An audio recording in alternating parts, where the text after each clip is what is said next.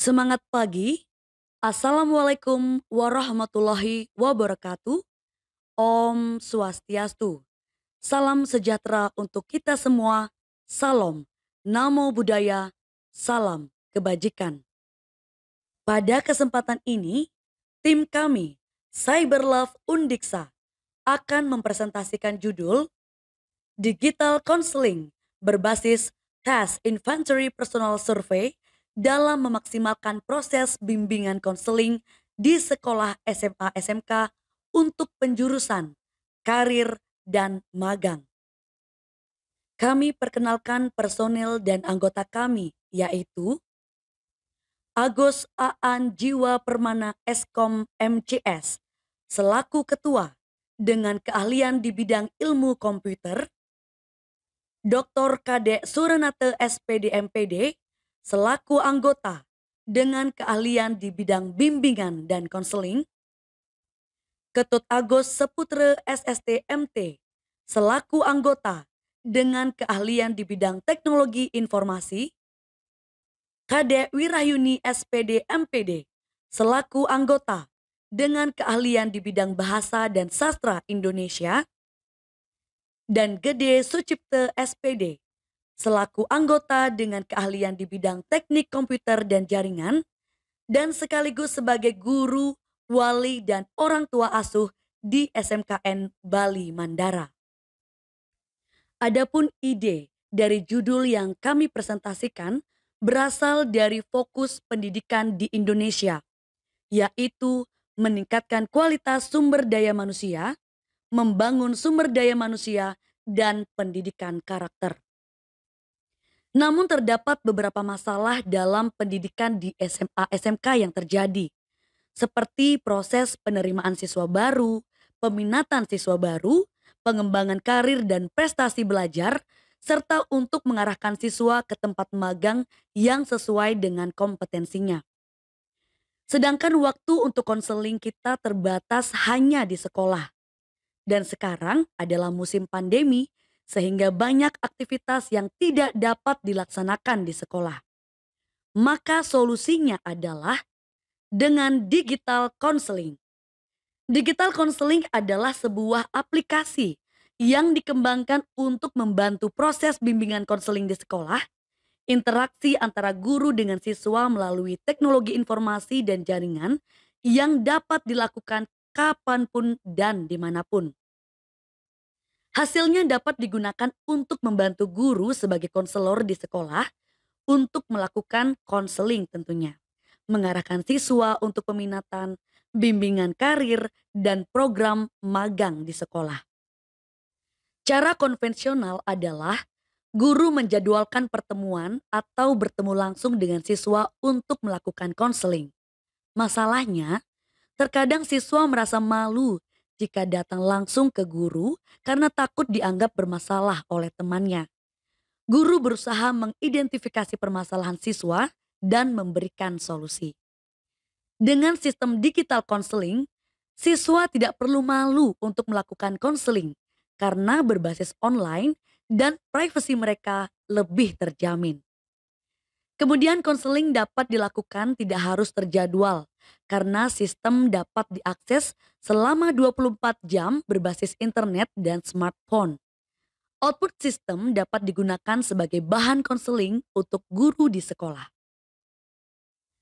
Struktur layanan konseling berbasis digital konseling di sekolah secara umum adalah kepala sekolah melakukan koordinasi dengan tenaga ahli jika diperlukan.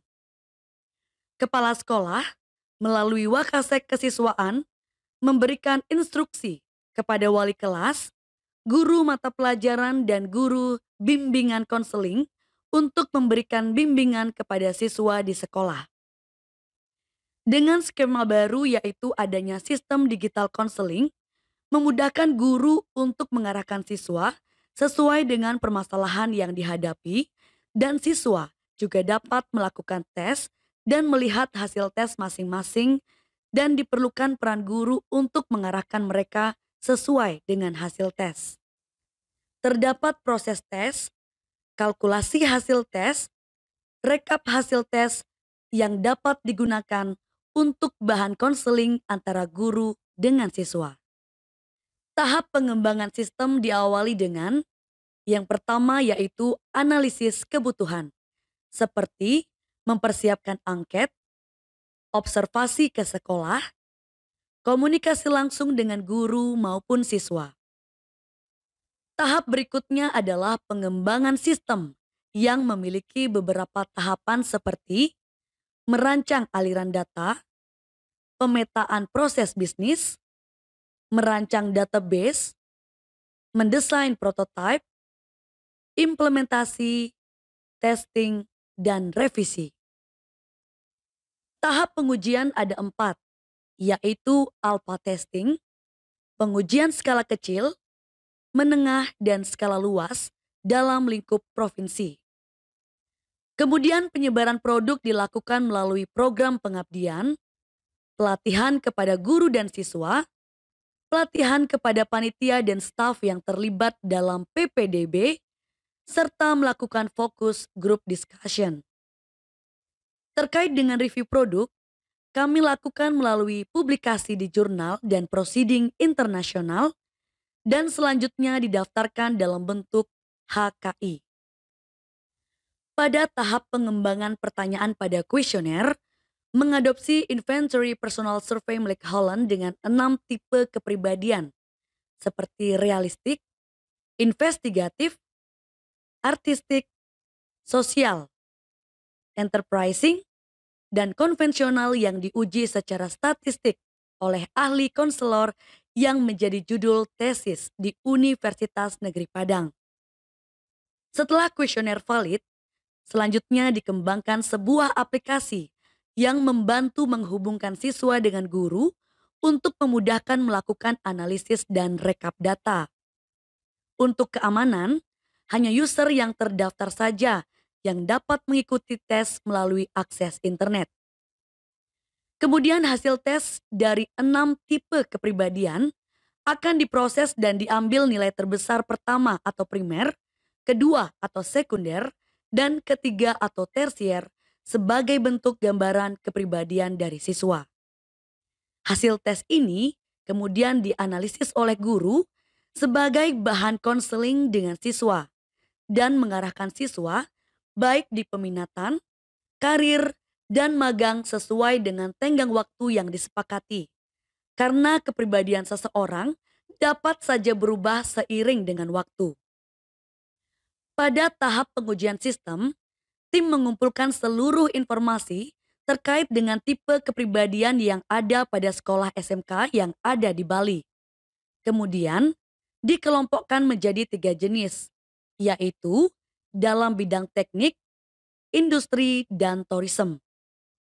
Untuk sekolah SMA, normalnya bidang kepribadiannya hanya IPA, IPS, dan bahasa, dan tidak sekompleks seperti di SMK.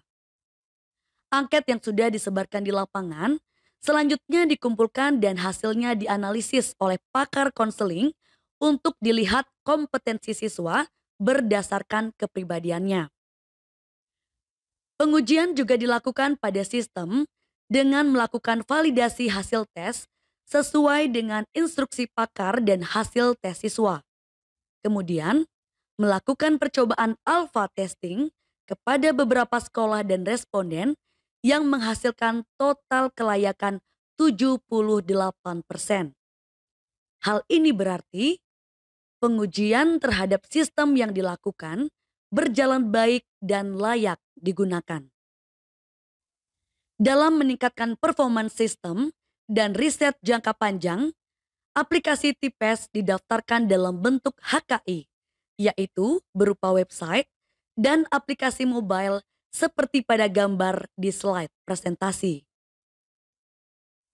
Dalam memperkuat riset di bidang digital counseling, tim melakukan beberapa publikasi, baik di jurnal dan proceeding nasional dan internasional dari tahun 2014 sampai sekarang. Untuk terus mengembangkan sistem ke arah yang lebih baik, memperluas penggunaan sistem di beberapa bidang, dan riset berkelanjutan, dilaksanakan untuk membantu meningkatkan sumber daya manusia masyarakat Indonesia yang semakin unggul, berkarakter, dan dapat bersaing di Asia dan internasional sesuai dengan amanah Kemendikbud. Riset ini tentu tidak dapat berjalan secara maksimal tanpa adanya support dari prodi, fakultas, universitas, kemitraan dan kementerian yang membantu memberikan kesempatan riset ini untuk terus berlanjut. Kami, tim Cyberlove Undiksa, mengucapkan terima kasih kepada semua pihak yang tidak dapat kami sebutkan satu persatu. Wassalamualaikum warahmatullahi wabarakatuh. Om Santi Santi Santi Om. Salam sejahtera untuk kita semua. Salam. Namo Buddhaya. Salam kebajikan.